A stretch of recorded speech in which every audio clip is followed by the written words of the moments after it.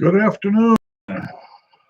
It's time for beer with the Old Growler. I'm Pete LaFrance, the Old Growler here, and it is the 23rd of April, 2020, and it is 5 o'clock, and that is why I am here. It's time to have a beer. Yes, sir. The reason for the Old Growler, I tell you why I'm here. Well, it's the 38th day. It's a month and a week, and plus, of no pubs, bars, and taverns here in Brooklyn, New York. And, well, being a journalist and covering the malt beverage industry and hospitality industry for 35 years, that was what I did. I went out and I visited pubs, bars, and taverns. Bars are places that journalists hang out in, and that's what I did with a passion. And now that they're gone, well, it doesn't make any sense to drink alone, so I figured I'd invite the world. And if I only get a few people, I'm a happy person. So it looks like there's 4 of you folks there. I can tell there's a little thing right about there on the screen that tells me how many people, and right next to it is a little thing with a thumbs up. So it's that at least I can keep track of that. What are we going to do today? I went over and got a growler from the old ale house, the Henry Street Ale House, and I picked up a growler of Guinness today.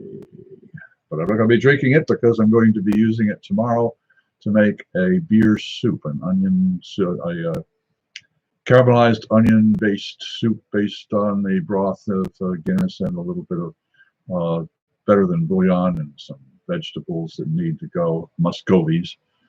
There's Mary is here and Monica. Greetings to the two of you. Thank you very much for being here. And I know, Mary, you probably have an energy drink of some sort, and I'm hoping that Monica's got a beer, but I'm about to pour my beer. So anybody else who's got a beer, let's see what the mystery is here. Whoa, I know what this is. This is well, I'm not a real fan of cloudy beers, but this one is pretty good. I think it's the single cut number 18, something like that. It's 502, so cheers. Oh, it won't kill you. Won't kill you. Oh boy. That is the first beer today. Sometimes I have a beer with lunch, or more often some wine that's left over from dinner the night before. But today it was tomato soup and grilled cheese sandwiches. I had to have a little comfort food. After let's see, 38 days in the lockup, man, I'm starting to need some comfort. You know what I mean? That's why we have beer. The cause and cure for all of man's problems, according to Homer Simpson. Oh dear. Those of you who visited or tried to visit yesterday, we started at 4 o'clock. It was a sponsored presentation by my alma mater, and it went along pretty well for the good, I'd say almost the hour, and then for some reason I lost connections, and but I managed to take a look at the video as it was as it clicked off, and I was just making a fairly good point about food and beer and food being nurturing. So it kind of edited itself. Maybe it decided that it had enough of me talking. Speaking of which, I ran across a friend of mine while picking up some steak frites and salmon, 86 the frites and have a double salad at Bar Tabac the other day. And he watched one of the Old Growlers, and he made the comment that I'm the only person that he's ever met that can talk to a camera for an entire hour. I guess I think that was a compliment. I'm not too sure. But I figure that some of us writers, we know we talk to the wall, so we might as well talk to a camera. But this gives my consumption of my afternoon beer a little legitimacy, I would imagine. Also, I should rest my vocal cords because, as I have promised a couple of times, I fancy myself a vocalist. And one of the famous beer stories that I tell is going to the Red Lion on Bleecker Street in Manhattan, when it was a piano bar. In fact, and it was interesting.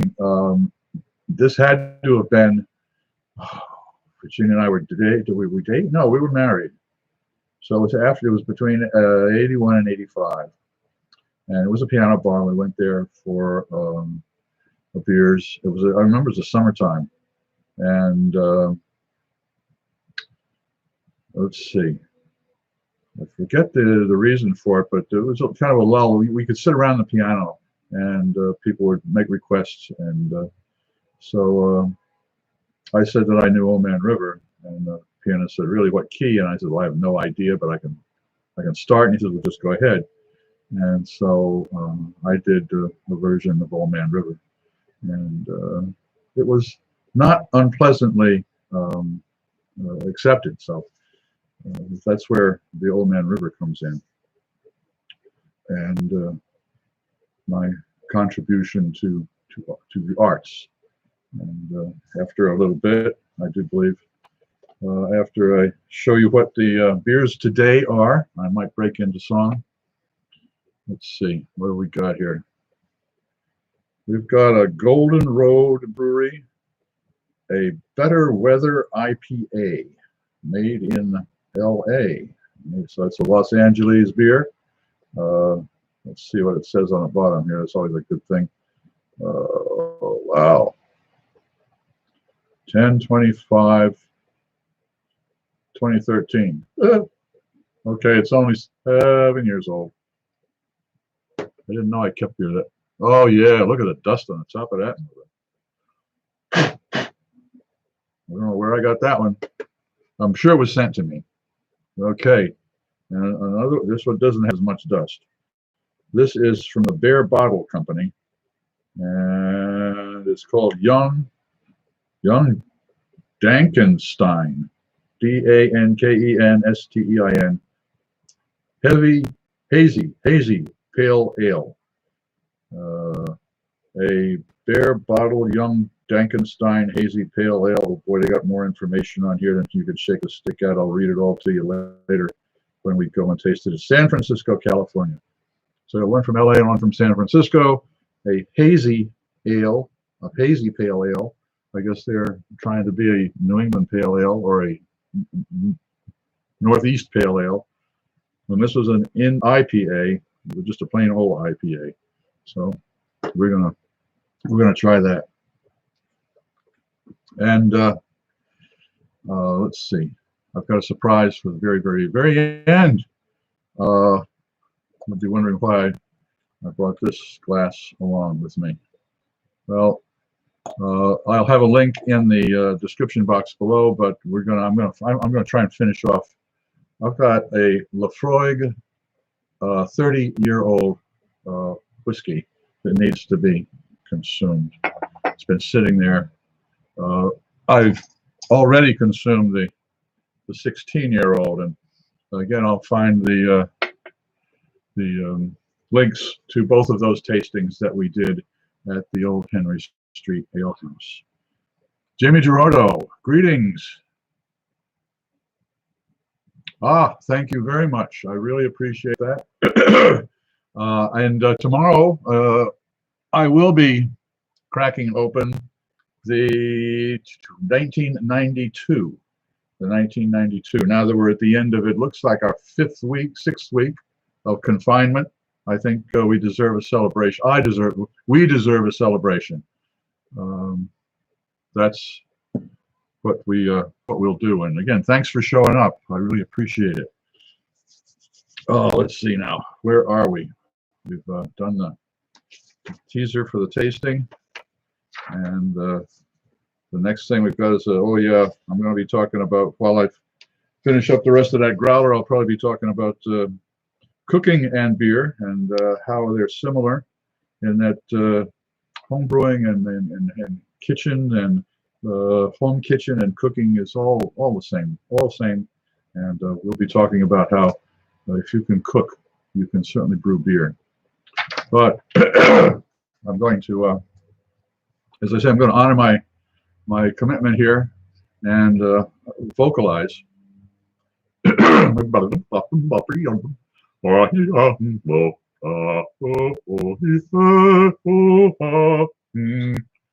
and that's how I simply managed to get those vocal cords, and I'm not, as you know, tuned up, or as I would know, tuned up, but I shall begin. And this is a musical request. Every once in a while in the bar, I have sung, and so I am going to continue to do that with right now. So if you will indulge me, I shall try and render Old Man River from Porgy and Bess. Here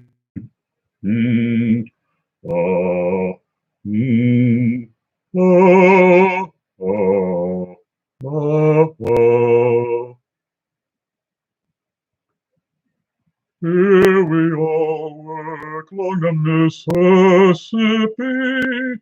Here we all work while the white folk play, pulling them boats from the dawn till sunset, getting no rest till the judgment's day. Don't look up, don't look down, you don't dare make the white boss frown. Bend your knees, bow your head, and pull that rope until you're dead. Let me go away from the Mississippi, let me go away from the white man boss. Show me that stream called the River Jordan. That's the old stream that I long to cross. Old Man River, that old man River, he must know something, but don't say nothing. He just keeps rolling, he keeps on rolling along. He don't plant taters, he don't plant cotton, and them that plants 'em is soon forgotten. But Old Man River, he just keeps rolling along. But you and me, we sweat and strain, bodies all aching and racked with pain. Tote that barge, lift that bale, you get a little drunk and you land in jail. I get weary and sick of trying, I'm tired of living, but fear of dying. And Old Man River, he just keeps rolling along.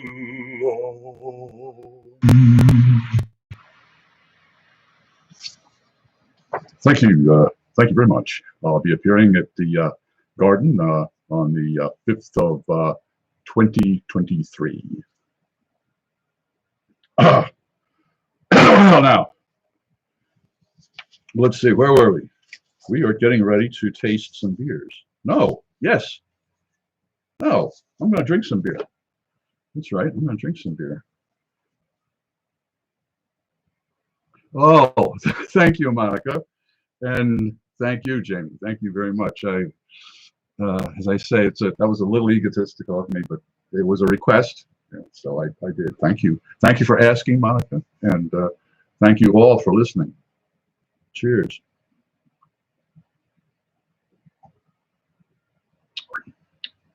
That's one of the things about writing, I think, that is you don't get response. You write something, and even if it's published online, you don't really know how many people read it or what the reactions of the people are,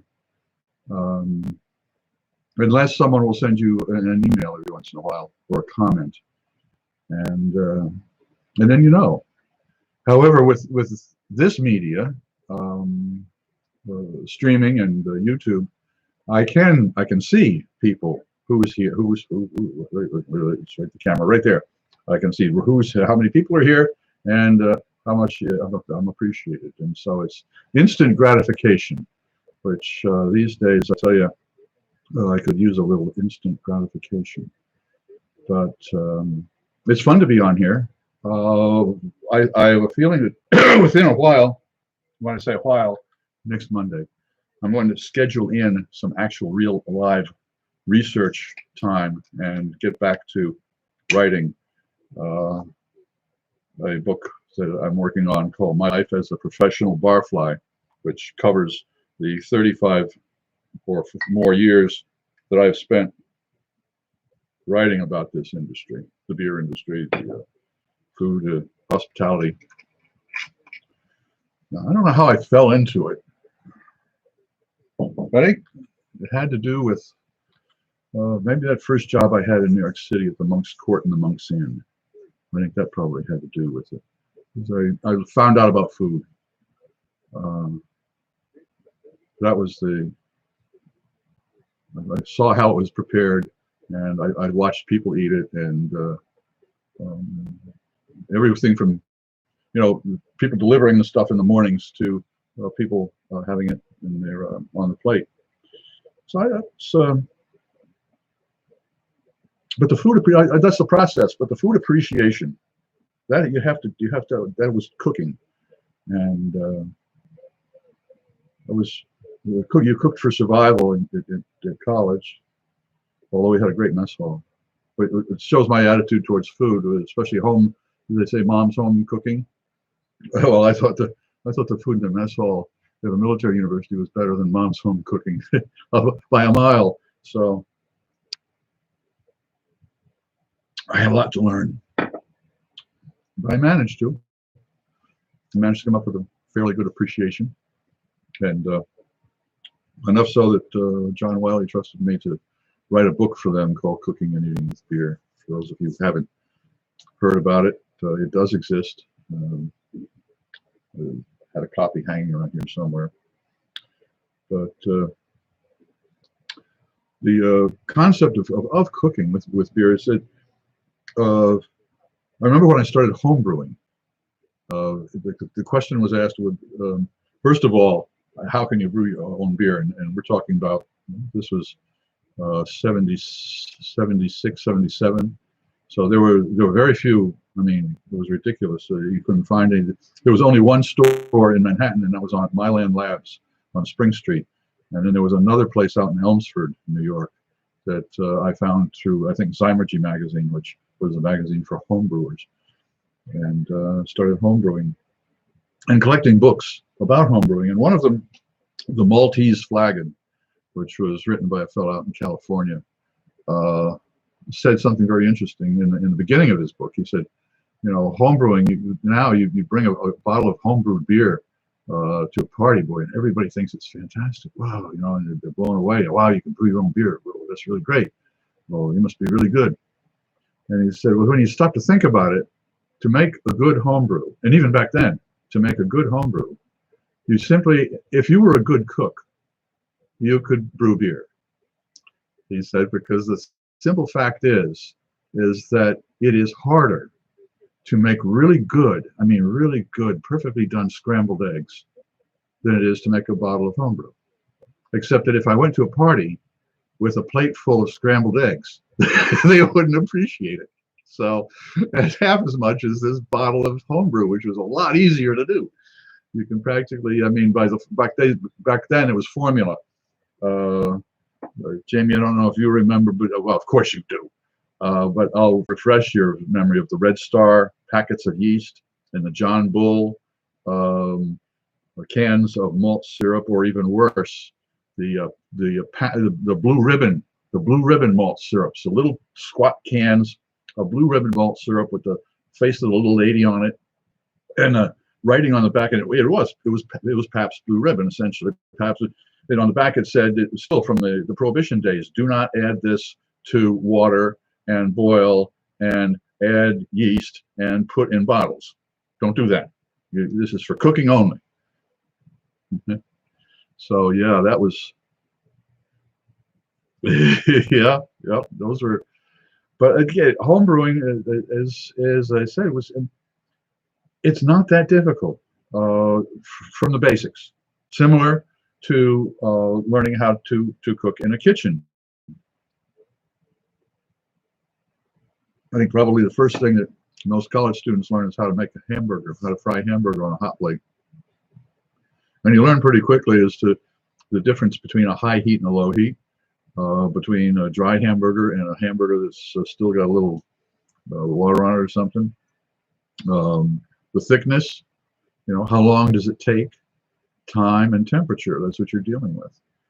And once you get the feel of it, well, then you can turn out some really great stuff, depending on your ingredients. And it's always the ingredients. Today, home brewing is I've looked at some of the equipment that they have, and it's just amazing. James Dorado, yes. Amy Dorado, Steve Hindies, yes, he was in Saud. Yeah, he tells some great stories about how they had to learn to brew beer there. For the fact is that in those many Middle Eastern countries, it is of course not. If it's to say the least, it's frowned upon, and to say the most, you can probably do some pretty heavy time for having some kind of alcoholic beverage. Although in Egypt they have a brewery called Palm Brewery, and it's not the same. It's a different Palm Brewery from the Belgian beer called Palm, and it has a palm tree on it. And I do believe that it's 3.2% alcohol by volume. And I also do believe I have sources that I have double sources on this because I've written a piece on this. It is state owned. Even when the Brotherhood took over, it was still state owned. It was a brewery. And the reason for this is that according to Egyptian culture, beer is not an alcoholic beverage.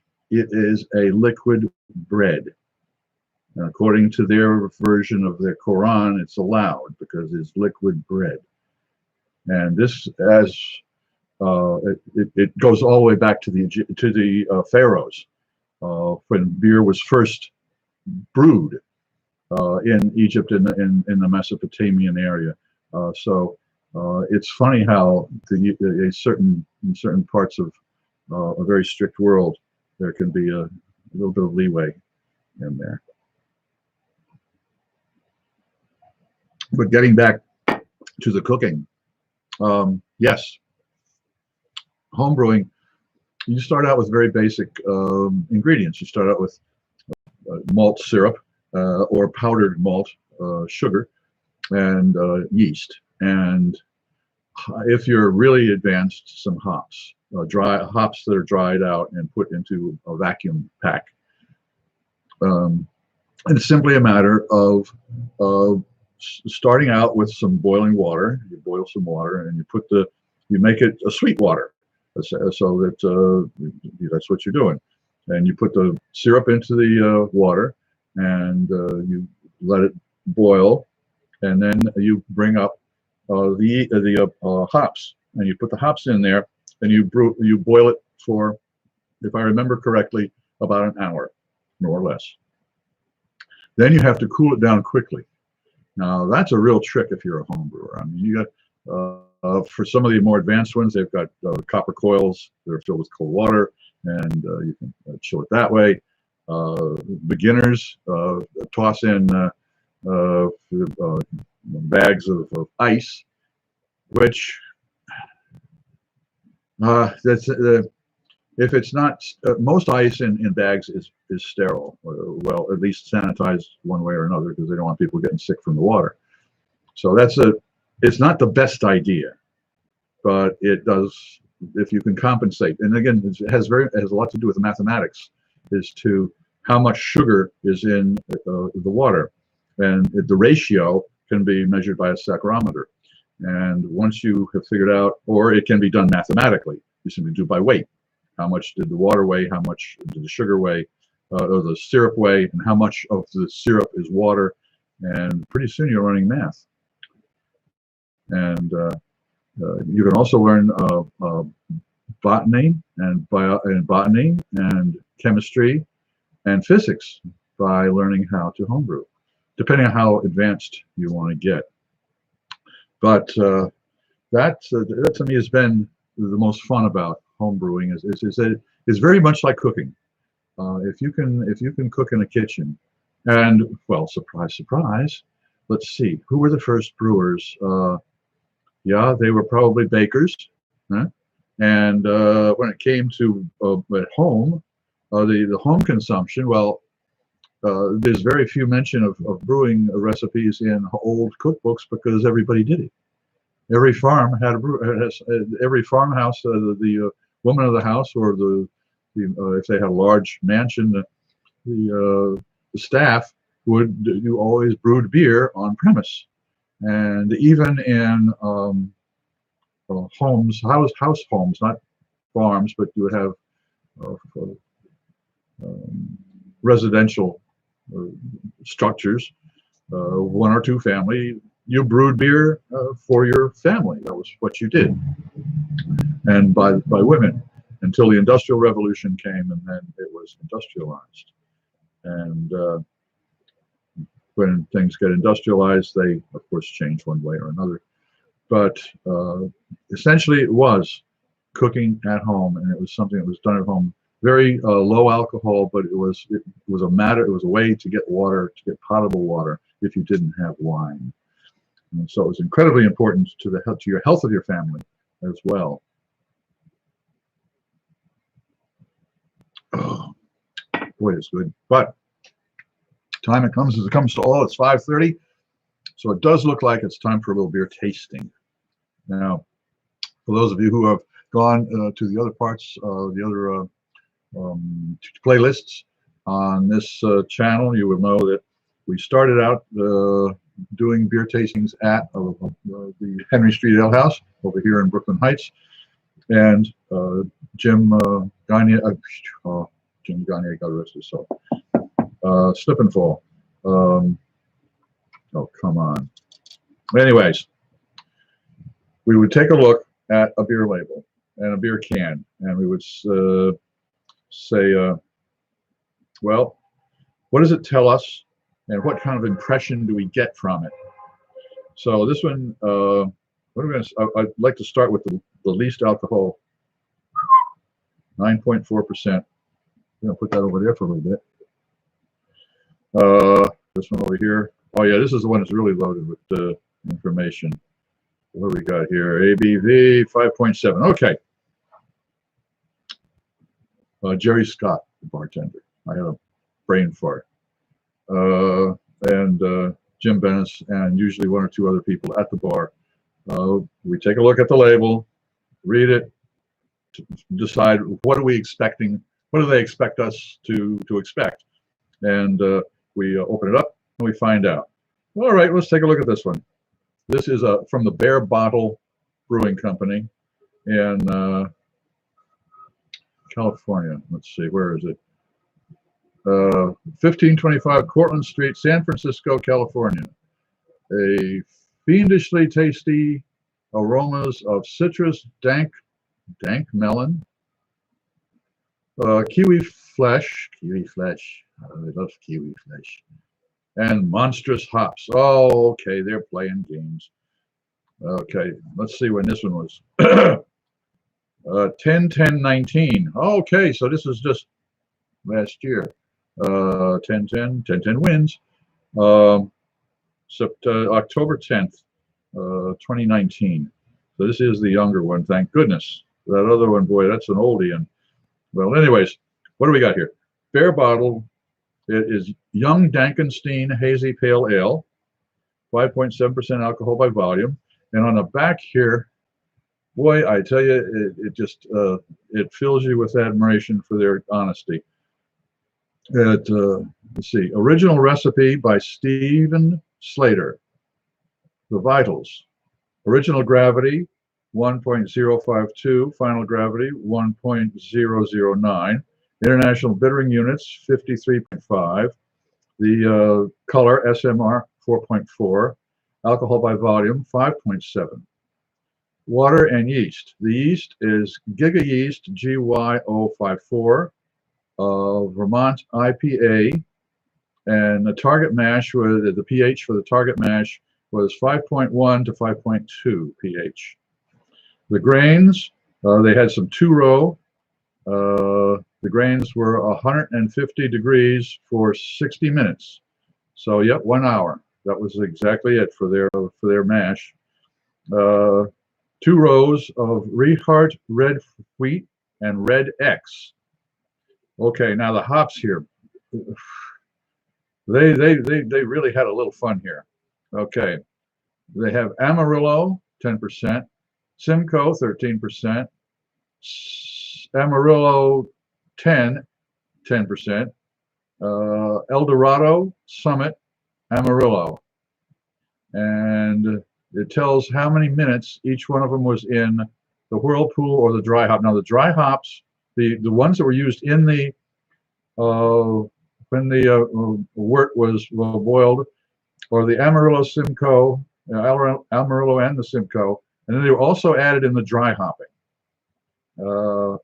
So that's a lot of information. And what does it mean to? And it's got a lot of little smiley faces, which look more like bacteria to me. But oh, they got a little kiwi there. So it looks like a friendly little thing with a lot of information, and most of it for the regular consumer would not mean too much. But for those of us who have some idea of what's going on, I'm expecting not too much of a citric flavor on this. The Simcoe and the Amarillo don't have that in there, but with I expect it to be a fairly maybe a amber beer, and rather hoppy.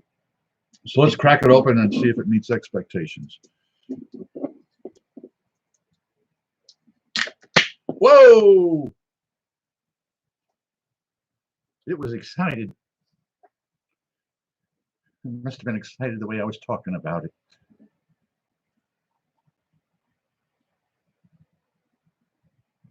Please don't go over the top. Please don't go over the top. It's already over the top.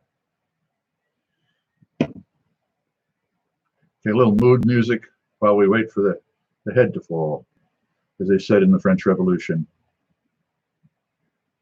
Boy, this is Louis XIV. Louis XIV. Okay, come on, kids. Okay, can't wait all day.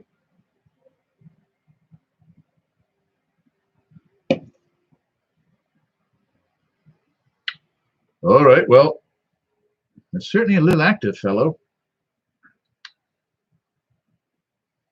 Goes to the head of the class. Although I don't know what kind of class this is, because it's got a, well, it is supposed to be hazy. I cannot take that away from it. Okay. Wow. The reason I say wow, is there isn't too much aroma on this. So I'm wondering if all the be. Well, here we go.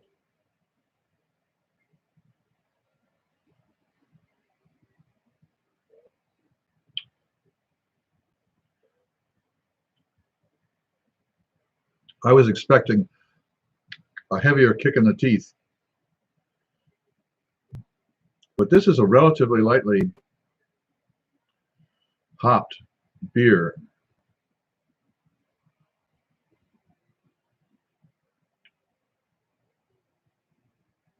Yeah, thank you, Mary, for reminding me that Jerry's slip and fall.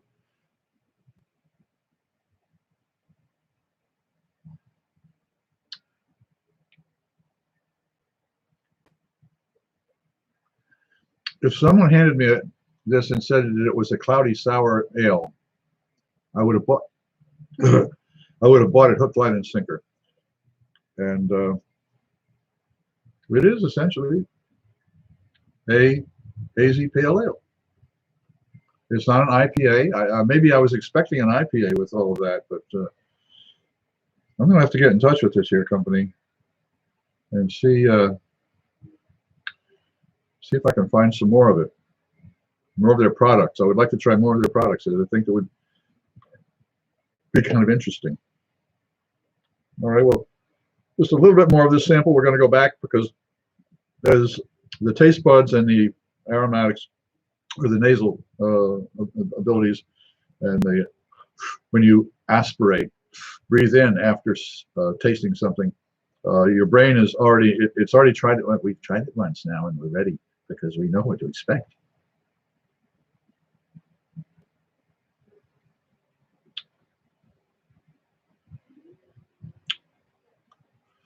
A not quite sour beer. Close, but not quite sour. So does it meet expectations? Oh, not quite. Doesn't meet the expectations I had from the can, but as a beer itself, it after pouring it and looking at it, it didn't meet expectations, but it satisfies a taste profile. It is not an unpleasant beer, so it doesn't meet the expectations, but it's a very pleasant beer. So we'll let that settle down right there,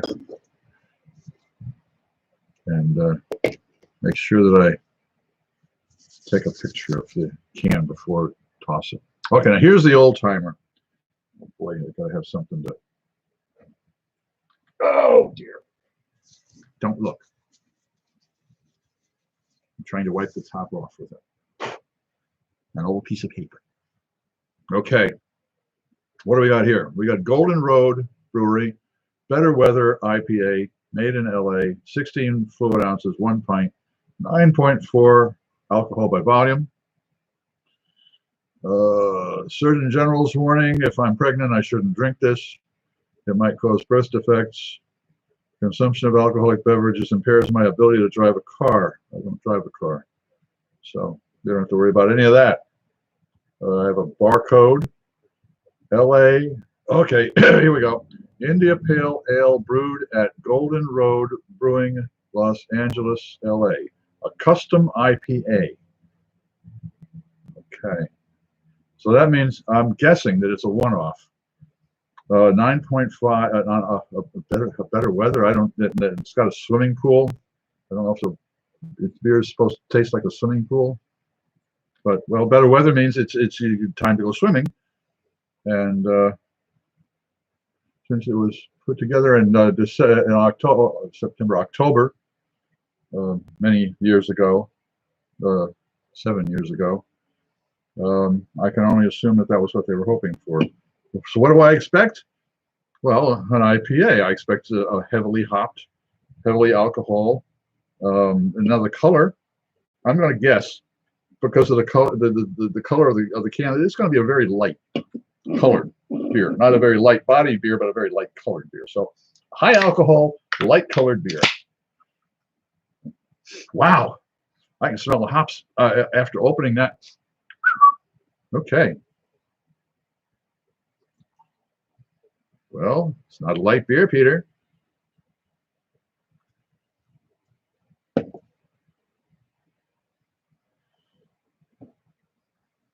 a little cloudy too.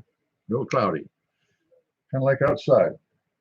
But anyway, small head, nicely knit or crocheted. Let's take a.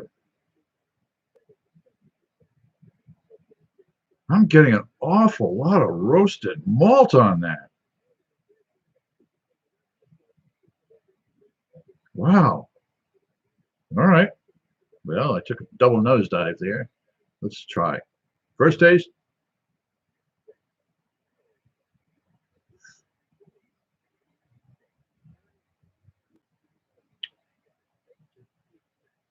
Okay, there they are.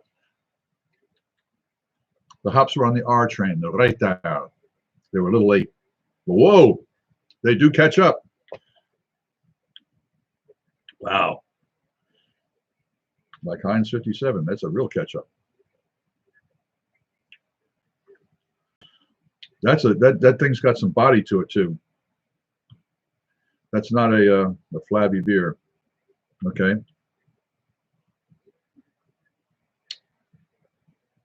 Yeah. Well, again, the expectations. I was expecting a lot of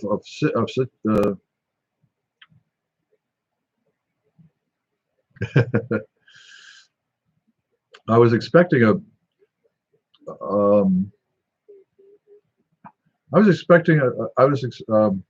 being it's from California, and I had no idea it doesn't list as extensively their ingredients. I was expecting a real grapefruit, but because that's as I understand the standard for California hopheads. There's a lot of Cascade. Just throw that right in there, boy. That's grapefruit. So Citra is more lemony or less grapefruity, but this has got an awful lot of malt. If this was a little darker, I could call it a wee heavy. A Scottish beer that is brewed mainly for this. They call it by the penny. If it's a 6 penny, a 4 penny, a 3 penny, is how much the tax is on it, because it's the amount of sugar that's put into it. Oh boy, this is a heavy. It's almost a wine. 9.4, not quite, but it's a warm beer. That's for sure. What would I eat? What would I pair this with? I'd probably pair it with a very long conversation. That might be the best. How much longer? Wait, I got 15 minutes. I can kill 15 minutes. Can I kill 15 minutes? No, I'm not going to kill 15 minutes now with this. Does it meet expectations? No.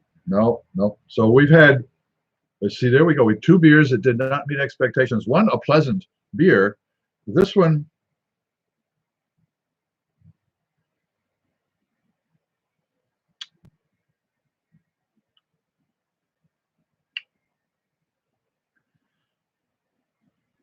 this one's the runt of the litter. It just doesn't fit in. It's the wrong color. The flavors just, they're not what I expected. And I feel real sorry for them. No, I don't. I'm sure somebody loves them, just like every brewer has their favorite. You ask a brewer what's their favorite beer, they can't tell you that, because it's like saying the two of I was about to say a Mormon, but it might as well be an Irish Catholic as well. But there's families that have people that have large families, French Canadians, to pick their favorite child, and they can't do that. They can't do that. So let's see. I'm gonna refresh my. Imagine that. Refresh your palate with a cloudy, hoppy local beer. But that I have done. All right. Well, down to 3 folks here. I'm going to close with if anybody here is here who has not subscribed, please subscribe.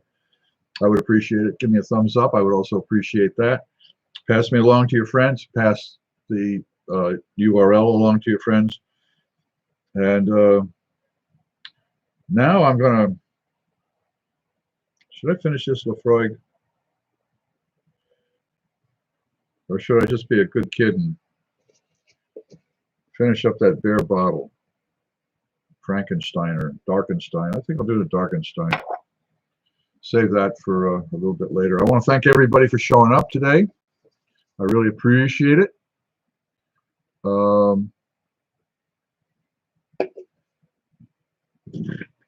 we go. I thank Monica and I'm assuming Steve for listening to my rendition of Old Man River. And now, as I've had enough to jar my... Hey, thank you very much. I hope to see you tomorrow for the opening of the Thomas Hardy Ale. Thanks for the upcoming box, and I'll certainly break it open here, and we'll see what the Old Growler has to say. Good to see you, my friend. Hasta luego.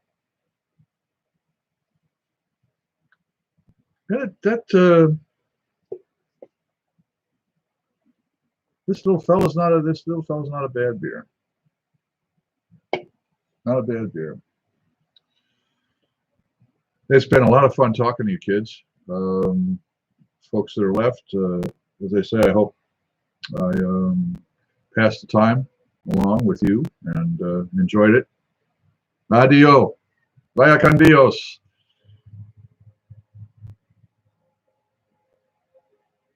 Oh. I think I met Amy maybe at the Great American Beer Festival, or maybe at another tasting, but we've been in touch over the years, particularly during my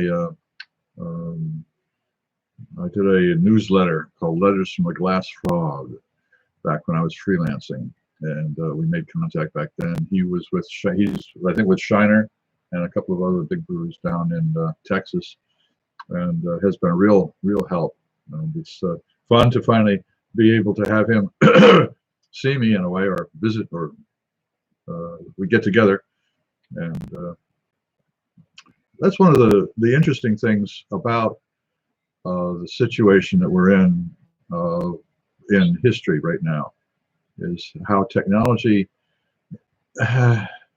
and I would say 3 or 4 years ago, if you'd asked me, I would have said technology. In fact, a year ago, you would have asked me, I would have said technology is really kind of splitting us into different parts, and it was supposed to have everyone get together and talk. No, it's separated us. It has allowed that to happen, and or we have allowed it to happen.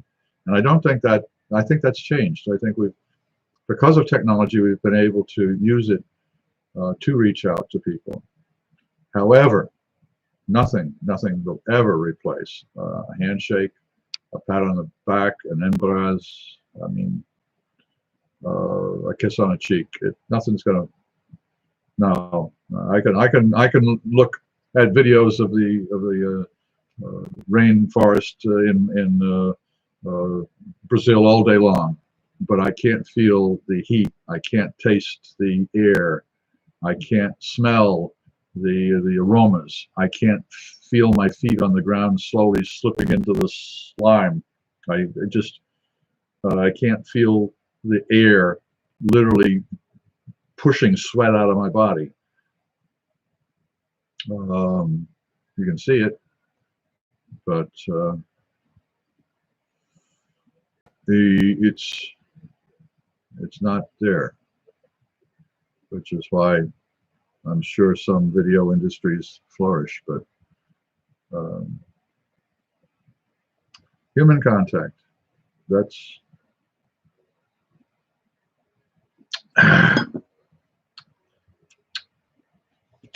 my wife's grandfather would say, it's a bitter pill to swallow.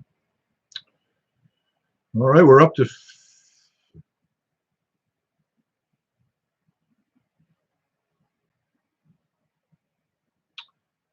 yes, Monica, thank you very much. I appreciate it.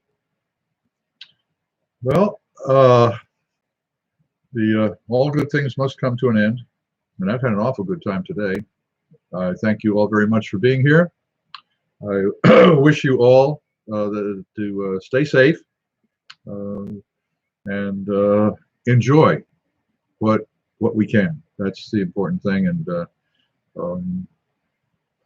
later on, we'll find out if everything does meet expectations. And I'm only hoping that all of your hopes and dreams meet expectations.